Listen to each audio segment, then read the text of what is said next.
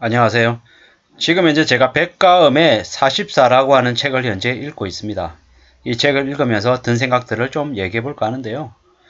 여기에 이제 많은 이야기들이 나옵니다. 뭐 아주 거창한 이 우리 사회 전체의 큰 문제를 이야기하는 게 아니라 아주 평범한 소시민이 살아가면서 느끼는 고충들, 고민들을 이야기하고 있습니다.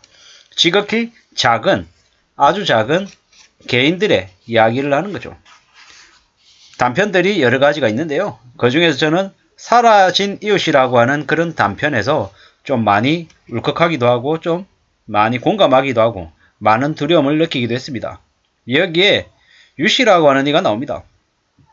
뭐 회사에서 잘리고 난 이후에 아내와 아이들을 제대로 부양하지 못한 데다가 술로 매일매일 생활하면서 나중에 술에 취해서 이제 가족들을 때리고 괴롭히고 온갖 술주정을 부리는 그런 인간 말종이죠.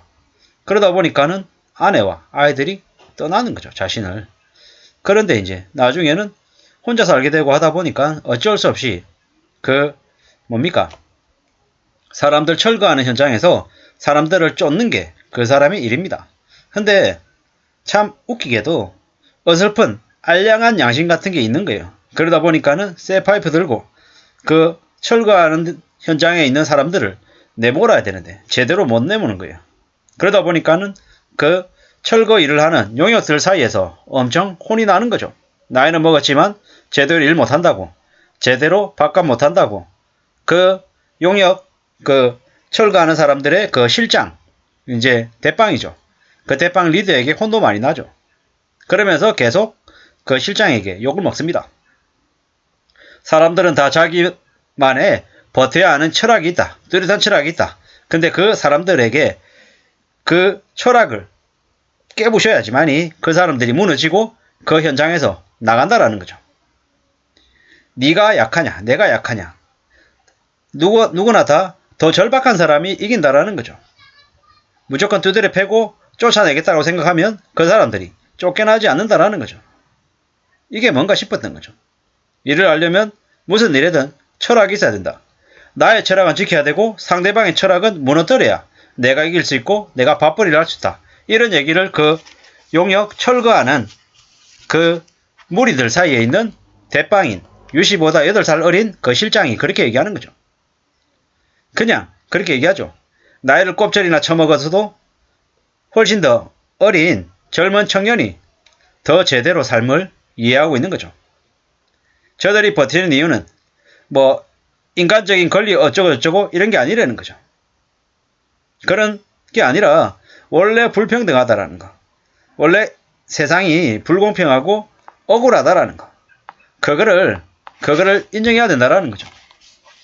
저들에게는 그런 걸 여지없이 깨줘야 된다라고 얘기하는 거고요. 좋은 대학 나오고 뭐 그렇게 철거 일을 하는 사람은 왜 철거 일을 하냐? 그걸 안 하면 못 먹고 사는다라는 절박함 때문에 그렇게 한다라는 거죠. 이게 여기에 나와 있는 이제 내용이죠. 씁쓸했기도 했고 충격스럽기도 했습니다. 뭐냐? 쉽지 않다는 걸 사람들이 알아챌 때까지 기다려야 된다는 거죠. 이번 일 하면서 많이 배운다라고 얘기합니다. 여기 있는 젊은 청년이 나와서 하는 얘기는 뭐라고 얘기하냐? 뭐 절대로 쉽지 않다. 삶이 쉽지 않은데 또 그 쉽지 않은 삶을 어떻게 살아야 되냐? 뭐 살아간다는 게 만만하지 않다. 뭐 여기에서 이제 이 젊은 청년이 그 나이든 유씨에게 뭐라고 얘기냐면 아저씨는 자기 일도 아닌데 쓸데없이 감정이입을 한다는 거죠. 사람은 태어날 때부터 계급이 정해져 있다. 근데 그 동일한 계급에서 상대방에게 연민이나 동정은 웃긴 얘기다. 사치다라고 얘기하죠. 상위 계급에 있는 사람들만이 아래 계급에 있는 사람에게 동정과 연민을 줄 수 있다라는 거죠. 참 무서운 얘기입니다. 유씨에게 그 청년이 얘기하는 거죠. 당신은 누군가에게 연민이나 동정을 보낼 만한 그런 자격이 없다. 당신이 되려 동정이나 연민을 받아야 될 처지다. 그렇기 때문에 함부로 남에게 그런 연민이나 안타까움 같은 그런 마음을 가지지 말라고 얘기하는 거죠. 그리고 또 뭐라고 얘기하냐. 한편이라고 생각했던 사람들조차 도와주지 않는다. 결국 자기 자신을 도울 수 있는 사람은 자기밖에 없다. 아무도 나를 도와줄 수 있는 사람이 없다. 그걸 받아들여야 된다고 얘기하죠. 그거를. 쉽지 않다는 걸 사람들이 알아채야 할 때까지 기다린다라는 거죠. 그리고 적절하게 압박을 한다는 겁니다.